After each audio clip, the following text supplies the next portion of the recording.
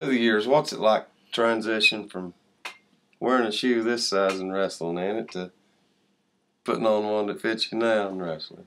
Well, it was a long road, as you can see from a shoe this size. I was pretty terrible.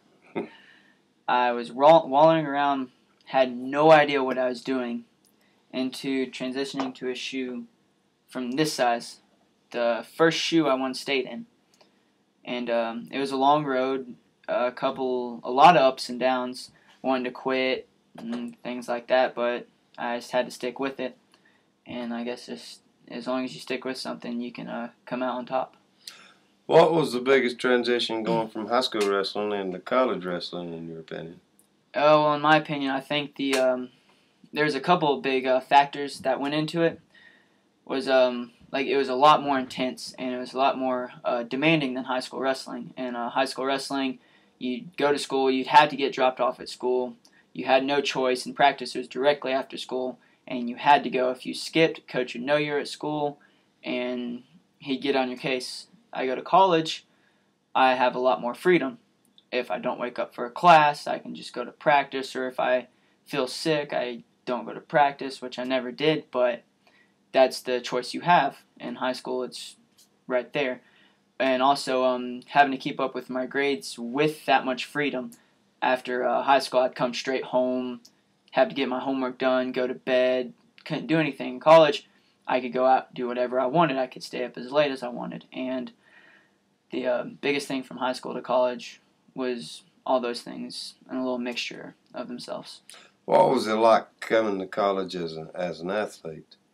Coming to college is pretty tough, in my opinion. I mean, I had to come in as a new face. In high school, I was known as Daniel Ownbey, the two-time state champion.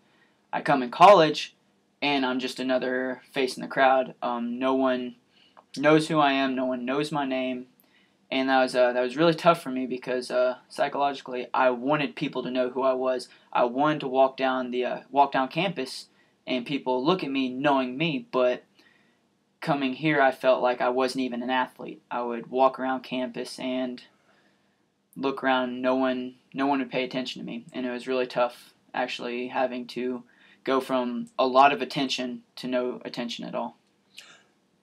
What was it like having your wrestling program dropped after 1 year, your first year at Greensboro? It was it destroyed me inside. It was one of the toughest things I had to go through in wrestling. I lost in the state finals my sophomore year, but this is by far a lot worse than any match I've ever lost in my life. I had to I had to choose this school my senior year, and I thought I made the right decision because I thought the program was going to be great, coach was going to be great, and it was for the year I was here. But knowing that my program's not going to be here next year, it kind of breaks my heart in a way because I made so many friends, and my best friend Donald McNeil was a heavyweight on the team, and knowing that I might never see him again really just tears me up inside. I actually cried over it because it's so heartbreaking. We got such a tight friendship. We were gonna room together next year, for the next 4 years actually, and strive to get a national title together. But that can't happen all because of our program being dropped. How would you compare choosing a school after 1 year of college as to choosing a school out of high school? Well, in high school, I was involved in early recruitment to where schools had money, they were interested in me, and I was the number one recruit in North Carolina. I was the top spotlight, if you want to say that. And colleges had money to give me, they had offers to give me, and they wanted me. They wanted me bad.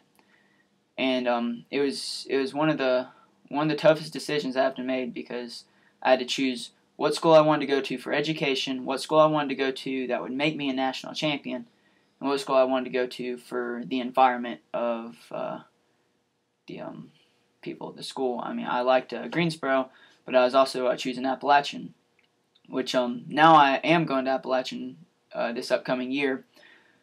But it was a lot tougher decision because I had redshirted this year, and after a couple injuries, I was out for matches. I couldn't go to tournaments. The tournament I was in, I drew the number 7th and 15th ranked kid in the nation, and I didn't put that much of a showing in, so a lot of I fell off the radar, and a lot of schools weren't exactly looking at me like they were my senior year. And since our program was dropped after early recruitment, most schools don't have money. As at Greensboro, I have a full ride with financial aid. Going into Appalachian, they have 6 returning seniors, and I have no money for my first year.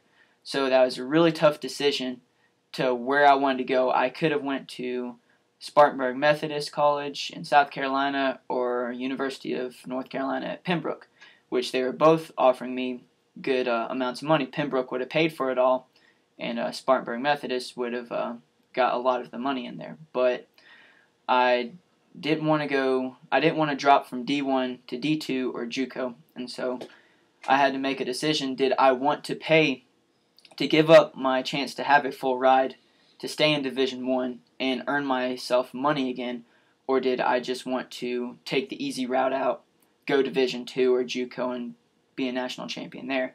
So I had to make a tough decision, and I chose that I wanted to stay on my path for the Division I national champion, and tough decision. Understand. How do you see yourself in society as a wrestler?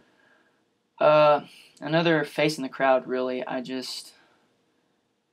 If I'm at a wrestling event, like at a tournament, I want to be known. I want to walk on the mat and people say, "Look, that is Daniel Ownbey.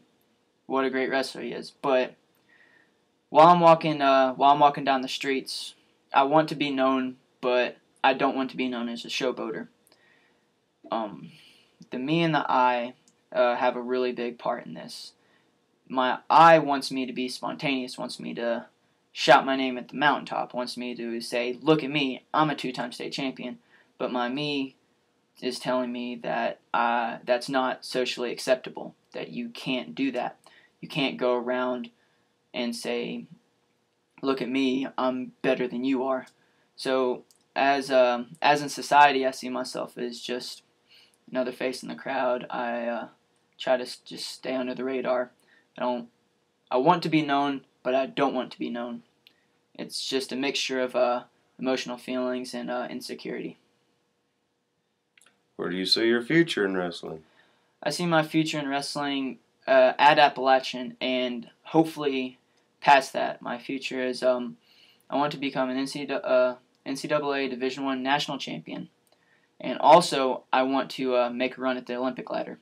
I feel like I have the potential to do that. If I want to work hard enough to do that, I can, but it's going to take a lot of dedication, a lot of time out of my life, as wrestling has dominated my life for the past couple of years, for 13 to be exact. It's dominated my life. Couple of years? 13 years, and if I want to keep going on that, it's going to have to dominate my life for maybe another 13. Who knows? I mean, it's just what I have to do to become the best, and I want to be the best. How are you going to explain to your grandchildren, or to your children, that their grandpa can still whoop their daddy's butt when grandpa's like 70 years old? I'm joking. Yeah. I figure that's going to get edited out. It's going to get edited out. How are you going to explain to your children that grandpa